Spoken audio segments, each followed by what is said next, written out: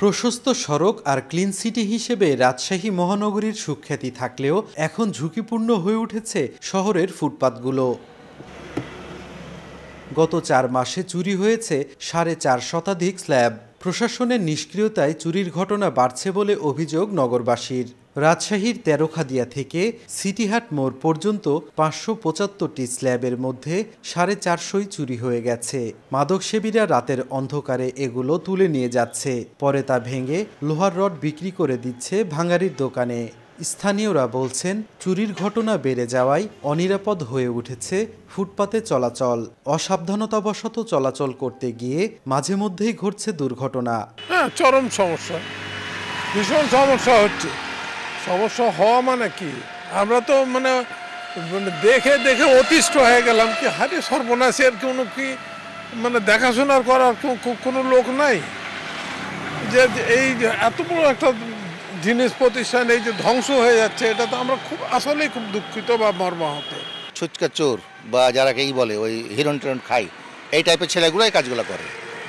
এটা আমাদের জানা মতে মানে এরাই করে এগুলো কাজ, এবং এটা আমাদের চলাচলের ক্ষতি হয়। আমাদের প্রতিদিন সকালবেলা হাঁটি, এগুলো সরকারি জিনিস সব চুরি করে নিয়ে চলে যাচ্ছে। যে কোনো একটা হাঁটতে যা পড়ে গেলে তো সমস্যা, একজন ক্ষতি হয়ে যাবে না। অনেকে তো পড়ে যাচ্ছে, পড়ে গিয়েছে মানে আমি পড়েছি। চোর তো চুরি করালে তো বিক্রি করালে তো চুরি করছে, এই যে ওরা নিয়ে যে আপনার ভাঙড়িতে বেচে দিচ্ছে। যারা এগুলো করেছে আসলে তাদের তো মানে মানবিক কোনোই নাই, যে পথচারা হাঁটবে দেখতে একটা ভালো লাগবে। একটা জিনিস সরকার থেকে করে দিয়েছিল, আমাদের জন্য খুব ভালো হয়েছিল আর কি। কিন্তু এখন এরা যারা করেছে তারা তো এরা ভালো মানুষ না আর কি।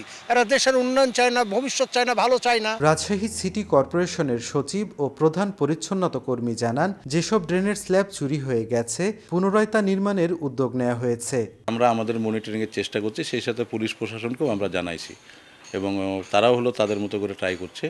ধরেন প্রথম দিকে যে হারে স্টার্ট হয়েছিল এখন তুলনামূলক কমেছে, তবে আমরা এটা চাই না।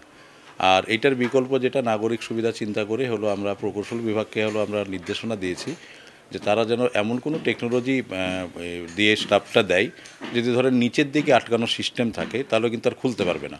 তো এইরকম আমরা একটা আইডিয়া দিয়ে আপনার প্রকৌশল বিভাগের নির্দেশনা দেওয়া হয়েছে। তারা অলরেডি এই বিষয়ে কাজ করছে, এবং খুব দ্রুত যেগুলো স্ল্যাব আপনার চুরি হয়ে গেছে বা ভেঙে গেছে সেগুলো কিন্তু প্রতিস্থাপন হবে, এবং তার একটা ব্যবস্থা হয়েছে আর কি। রাজশাহী সিটি কর্পোরেশন সূত্রে জানা গেছে, নগরীর সৌন্দর্য বর্ধন এবং পথচারীদের নিরাপদে হাঁটার জন্য টাইলস দিয়ে তৈরি করা হয়েছে ফুটপাত। 2015 সালে নগর জুড়ে 14টি প্রকল্পের আওতায় প্রায় 30 কোটি টাকা ব্যয়ে 66 কিলোমিটার ড্রেন পুনর্নির্মাণ করা হয়। নতুনভাবে এই স্ল্যাবগুলো বসাতে খরচ হবে প্রায় 40 লাখ টাকা। সাইফুর রহমান রকি, সময় সংবাদ, রাজশাহী।